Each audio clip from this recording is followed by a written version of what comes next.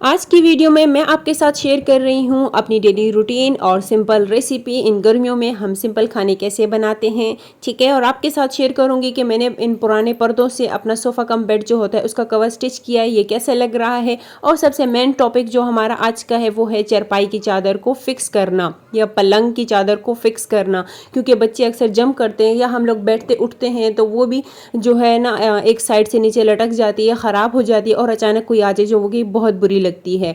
तो हमने अपनी चारपाई की चादर को किस तरह फिक्स किया, ये स्टेप बाय स्टेप मैं आपके साथ शेयर करूंगी। तो चलो स्टार्ट करते हैं। अस्सलाम वालेकुम एवरीवन, क्या हाल चाल है, कैसे हैं आप सब। उम्मीद करती हूँ आप सब बिल्कुल ठीक ठाक खैर आफियत के साथ होंगे। अल्लाह का करम है, मैं भी बिल्कुल ठीक ठाक हूँ।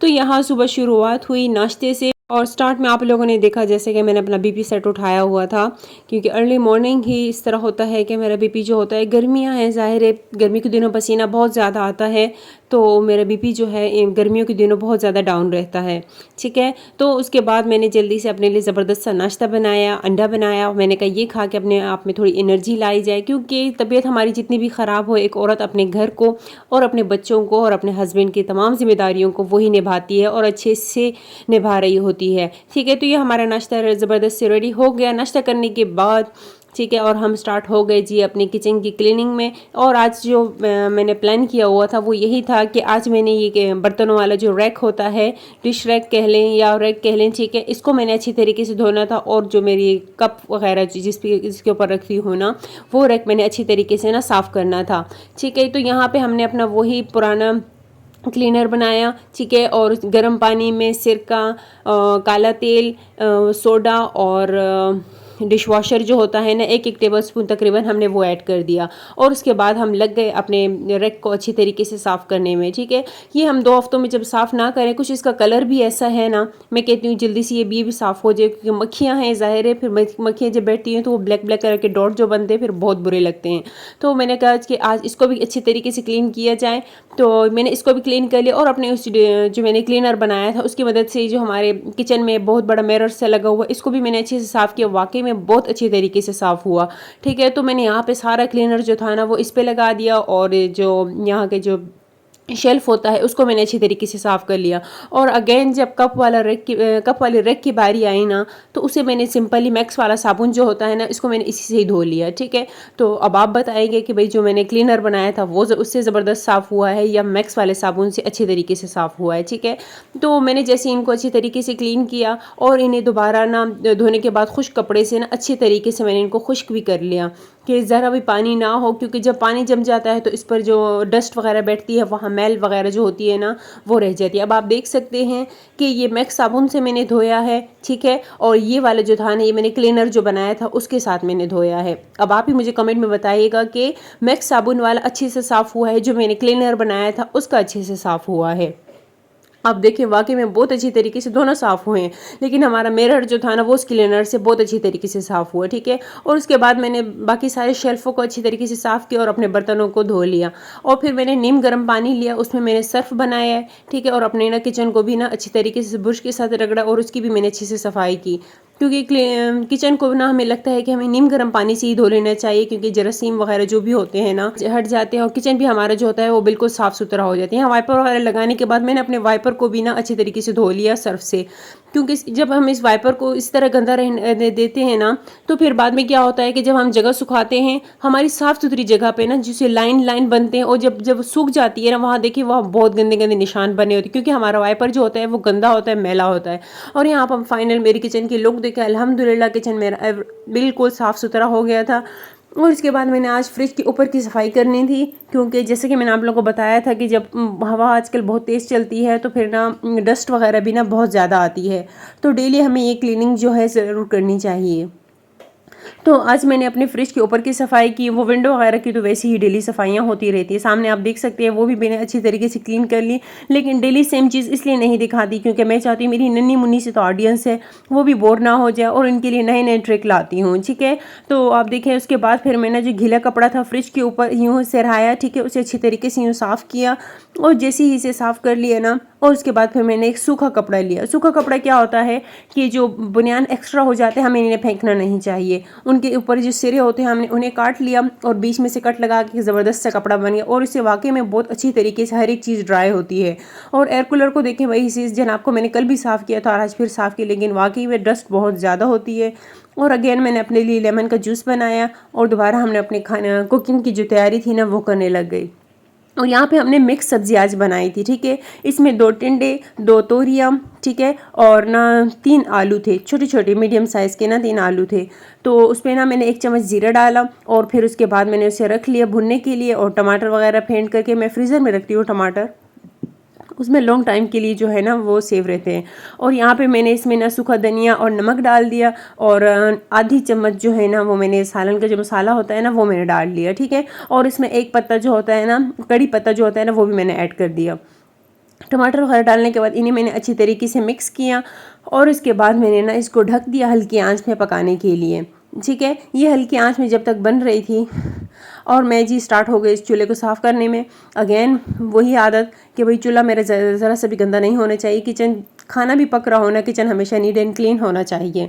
और ये वाकई में अच्छी आदत भी है। आप जैसे जैसे साथ के साथ सफाई करेंगे ना और आपका किचन भी साफ़ रहेगा, आपके सारे खाने वगैरह आप बना रहे हैं वो भी आराम से बनेंगे और किचन भी आपका खूबसूरत लगेगा, ठीक है। तो यहाँ आप देखिए हमारी जो तोरियाँ थी ना वो अल्हम्दुलिल्लाह बिल्कुल अच्छे तरीके से रेडी हो गई। और ये है हमारा सोफ़ा कम बेड, ठीक है।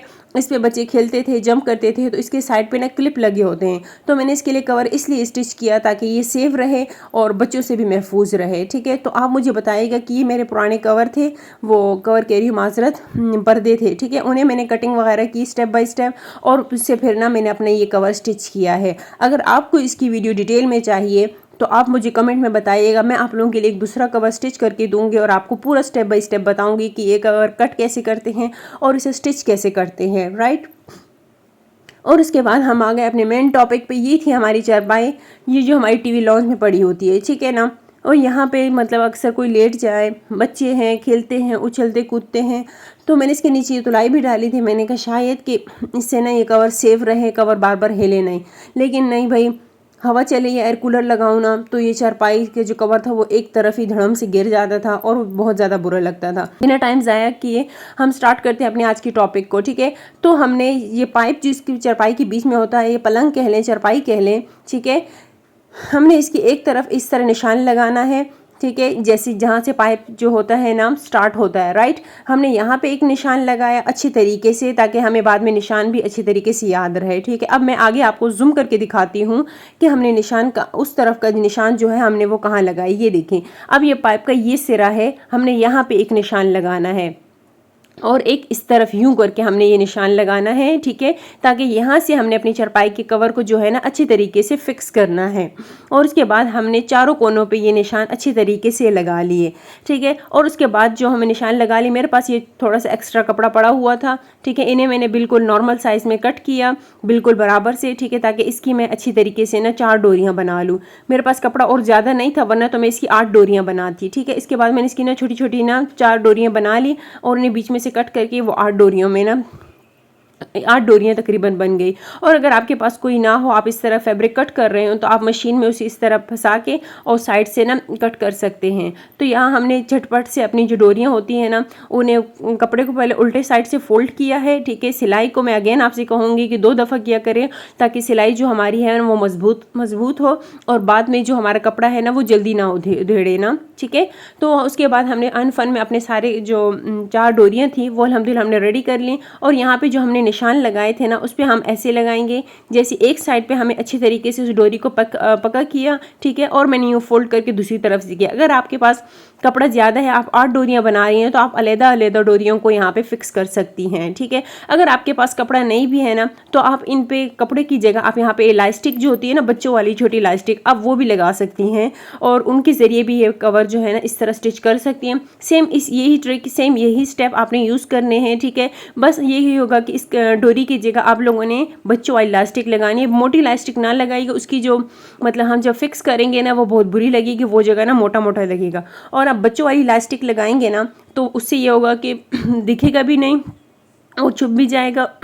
और अगर आप उसी तरह गिठान लगाएंगे ना तो आपका जो कवर है वो बिल्कुल भी नहीं दिखेगा और गिठान जो है वो भी बिल्कुल भी नहीं दिखेगा। ये देखिए हमने अलग-अलग नहीं किया, एक तरफ से डोरी डोरी डाली और दूसरी तरफ से भी ना यूँ डोरी डाल दी, ठीक है। और हमें इन्हें अच्छी तरीके से अपने चारों तरफ की डोरियाँ जो थी ना उन्हें गिठान लगा के फिक्स कर दिया। मैंने यहाँ से तुलाई हटा ली थी, तुलाई के बगैर भी मैं आपको दिखाती हूँ आप किस तरह फिक्स कर सकते हैं अगर आप तुलाई नहीं डालना चाहते हैं, ठीक है। ये बिल्कुल सिंपल नॉर्मल ना गर्मियों वाली तुलाई थी जो मैंने डाली हुई है। इसमें ये होता है कि पलंग की जो वो जहाँ पे हम पैर रखते हैं वो साइड जो है ना वो चुभती नहीं है फिर। तो ये देखें बगैर तुलाई के मैंने इसे अच्छी तरीके से आप लोगों को दिखाई। ये देखें पंखा भी लगा हुआ है, ठीक है, लेकिन कवर सिर्फ हिल रहा है। जो हमने पलंग पे चादर बिछाई है वो हिल रही है, लेकिन देखें अपनी जगह से बिल्कुल टच से मस नहीं हो रही और अच्छी तरीके से जो है ना फिक्स हो गई है, ठीक है। अब यहाँ पे मैं तुलाई डाल के आपको दिखाती हूँ कि तुलाई के डालने के बाद भी मेरा कवर जो है ना अच्छी तरीके से फिक्स हो गया है और अपनी जगह पे जहाँ जहाँ से मैंने मेजरमेंट की थी ना वहीं पर ही मैंने वो डोरियाँ जो है ना नीचे से गिठान लगा के फिक्स कर दी हैं। यहाँ से भी आप देख रहे हैं हमारा कवर जो है बिल्कुल अच्छी तरीके से फिक्स हो गया है। अब आगे मैं अपनी बच्ची को भी ऊपर से चढ़ाऊँगी, वो जंप करेगी, ये कवर फिर भी ख़राब नहीं होगा। अब आप फाइनल लुक देखें नए टीवी लॉन्च का। अल्हम्दुलिल्लाह सोफ़ा कवर भी बहुत प्यारा लग रहा है और ये जो हमारा है ना पलंग की चादर जो है ना ये भी अच्छी तरीके से ना फिक्स हो गई है। यहाँ आप देखिए मैंने अपनी बेटी को ऊपर चढ़ा दिया है कि अब आप जंप लगाओ, देखो कि भाई चादर हिल रही है नहीं, लेकिन अल्हम्दुलिल्लाह जो हमारा कवर था वो सक्सेस रहा और वो बिल्कुल भी नहीं हिल रहा था, ठीक है। और यहाँ मौसम देखें, मौसम बहुत प्यारा लग रहा था, बहुत खूबसूरत हवा चल रही है। अच्छा मैंने यहाँ आप लोगों से ये पूछना था, आप मुझे बताएं ये नीम का दरख्त है या नहीं, क्योंकि अगर नीम का दरख्त है फिर मैं ना पिच पाउडर वाला जैसे स्प्रे नहीं होता वो बना रही थी, लेकिन मुझे कंफर्म नहीं था कि ये नीम का पौधा है या नहीं।